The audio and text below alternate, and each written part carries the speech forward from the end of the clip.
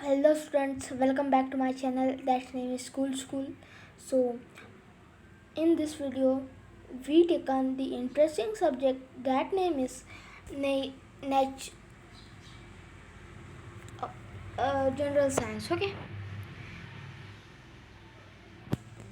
General science. Okay, general science हमने एक subject है जनरल साइंस, वो हमने लिया है और उसका फर्स्ट और बहुत ही इम्पोर्टेंट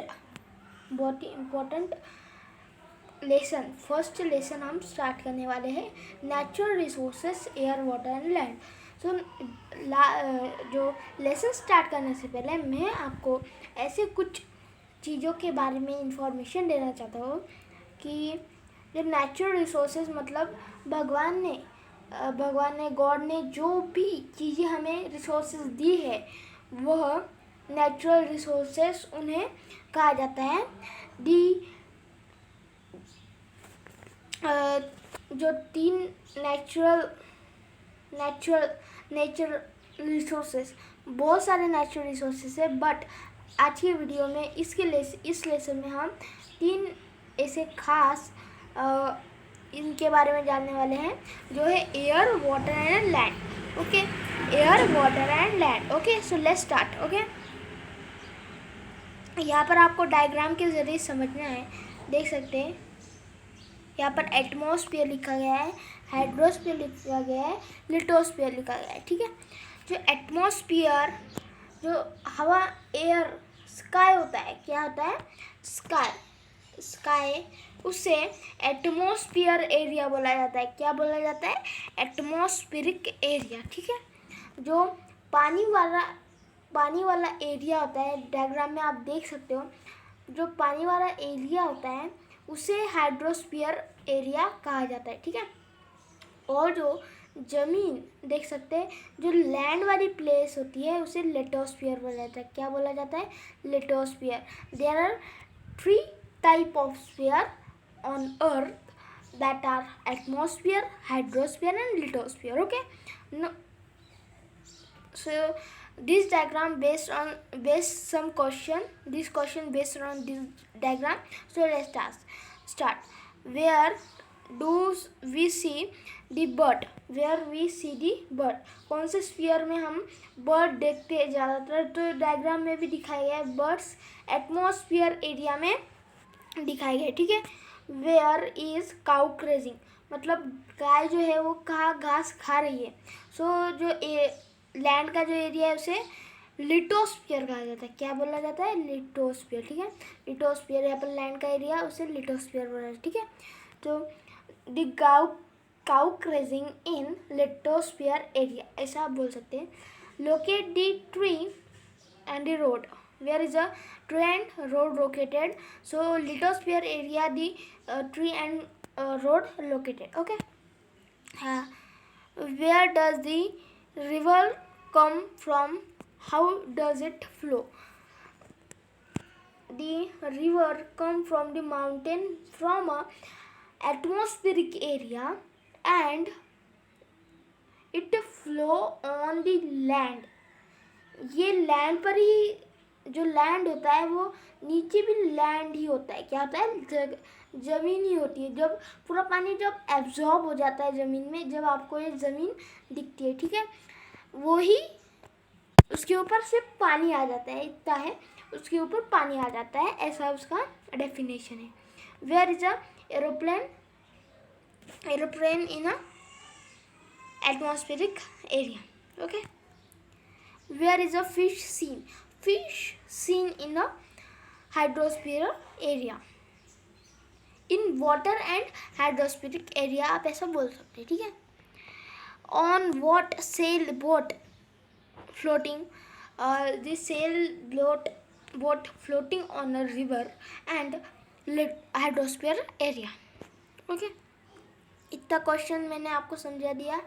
आप वीडियो को फिर से देखिए, मैं जो बोल रहा हूँ उसे आप नोटबुक में नोट डाउन करिए. ठीक है, थैंक यू. आगे जो यहाँ से हमारा पार्ट शुरू होता है, natural resources. Okay, you can see that something. Okay, You can see that something in a picture are in water, some on land, some on sky, that is in the air. Those all things on the earth are associated with the air, water and land. Air, water and land are called the earth atmosphere, hydrosphere and lithosphere. Respectively, more different living things occupy these three spheres on the earth. This living thing and part of the lithosphere, the hydrosphere and the atmosphere which they occupy are together called biosphere. These sphere have formed the earth naturally. We have learnt all the previous standard. Okay ठीक है. सो यहाँ पर कुछ important natural resources के बारे में दिया गया है. तो इतना तो आपने इस डायग्राम के ज़रिए देखा कि कुछ चीज़ें ज़मीन पर होती है, कुछ चीज़ें पानी में होती है और कुछ चीज़ें आसमान में होती है.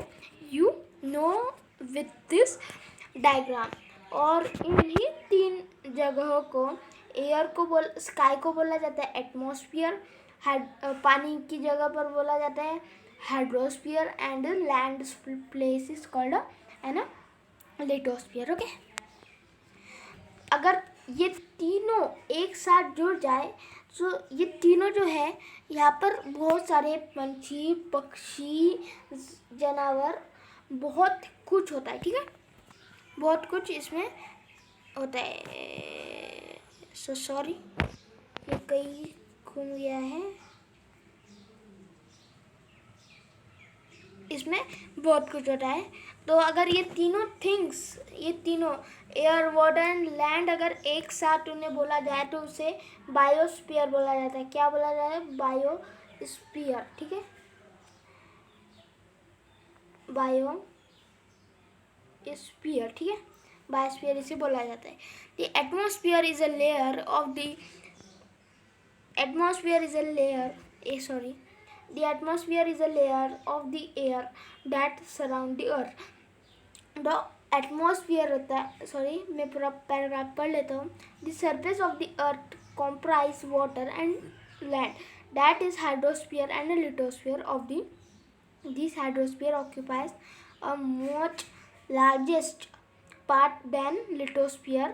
Figure 1.2 proportion of the land, water and the surface. So जो एटमॉस्फेयर है ये अर्थ है, आपका अर्थ है, ये EARTH अर्थ है. और उसके ऊपर एक ऐसा लेयर होता है उसे बोला जाता है एटमॉस्फेयर.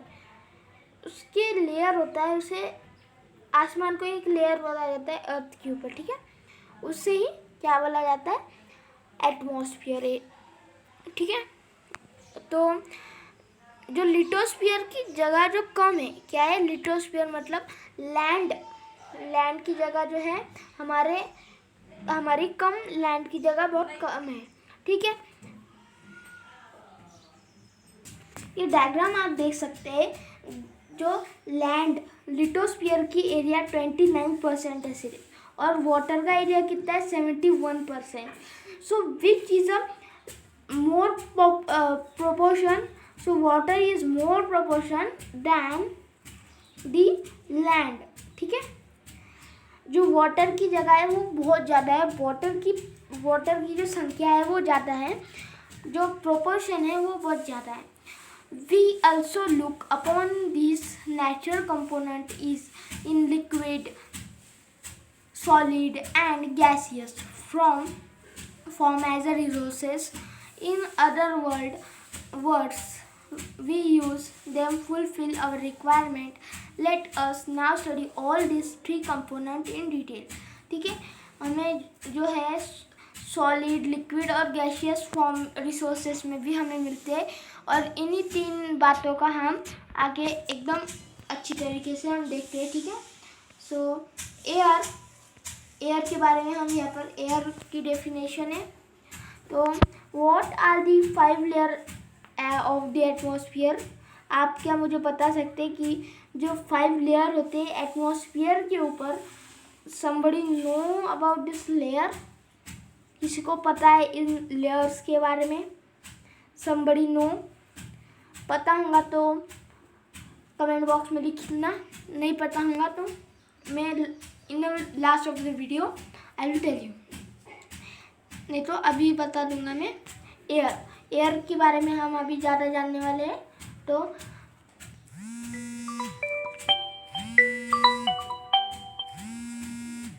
हम देखते हैं एयर के बारे में ज़्यादा information. Okay, the air in the atmosphere around the earth contain nitrogen, oxygen, carbon dioxide, 6 inert gases, nitrogen dioxide, sulfur dioxide, water vapor and dust particle। जो तो एयर में है ना दोस्तों, तो एयर में बहुत सारे ये होते हैं, जैसे कि नाइट्रोजन होता है, ऑक्सीजन होता है, कार्बन डाइऑक्साइड होता है, 6 इनर्ट गैसेस होते हैं, नाइट्रोजन डाइऑक्साइड होता है, सल्फर डाइऑक्साइड होता है, और water vapour and dust particles भी इसमें मौजूद होते हैं। ठीक है, so the troposphere contain 80% of total mass and gases of the air proportion in the about 19% stratosphere, further mesosphere and ionosphere proportion of the mass gases and decreasing gases found in exosphere and beyond।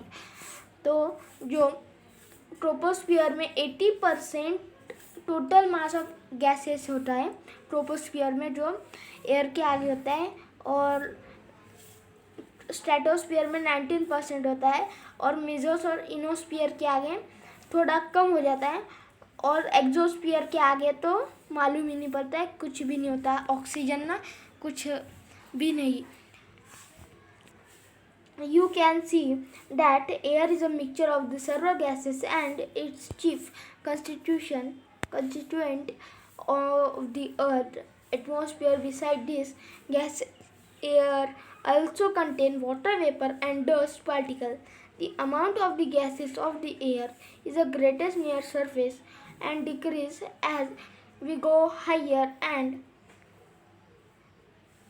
lighter higher from the surface, that is air become rarer at higher altitude। ठीक है, तो ये diagram के ज़रिए आप देख सकते हैं gases of various. So guys, बहुत सारा टाइम हो चुका है, सो हमने एयर तक जो है वो कंप्लीट कर लिया है। एयर का यहाँ तक जो है 1.3 तक हमारा कंप्लीट हो चुका है। देन हम some uses of gases in air, बाद में हम गैसेस ऑफ, अगले वीडियो में हम गैसेस ऑफ एयर के बारे में देखने वाले। सो आज की वीडियो में मैं इतना ही पढ़ा रहा हूँ। सो अगर आपको मेरा वीडियो अच्छा लगा हो, सो प्लीज़ वीडियो को लाइक करें, चैनल को सब्सक्राइब करें, और ये वीडियो को ज़्यादातर अपने फ्रेंड्स में और आपके स्कूल के फ्रेंड्स में शेयर करें। Thank you for watching the video and